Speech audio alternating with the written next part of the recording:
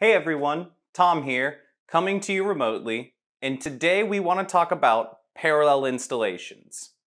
Now, a parallel installation is utilized when we need to go above the total water flow demand that a single dosatron can allow. To help show this, we're going to create a visual example using the D8R series or 40 gallon per minute injectors. Now, in this example, let's assume that we've gone ahead and doubled the total water flow demand to our crop.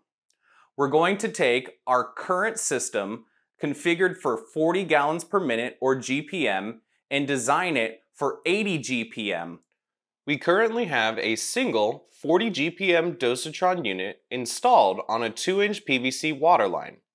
In order to double the flow capacity through the dosatron system and meet our new system requirement of 80 GPM, we will have to install another dosatron in parallel.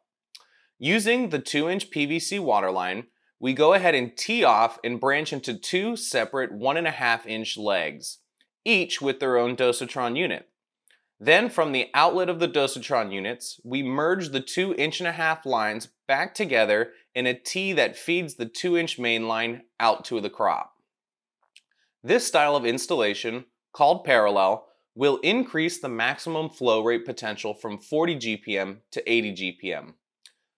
Though we used the D8R series as an example for this type of parallel configuration will apply to a wide range of dosatron units within any series.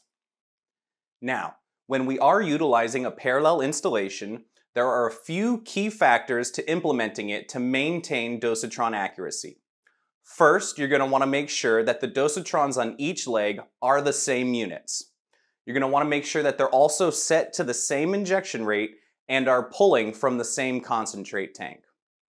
As always, with any questions, feel free to give us a call or shoot us a message online. Thanks for watching, and remember to stay safe.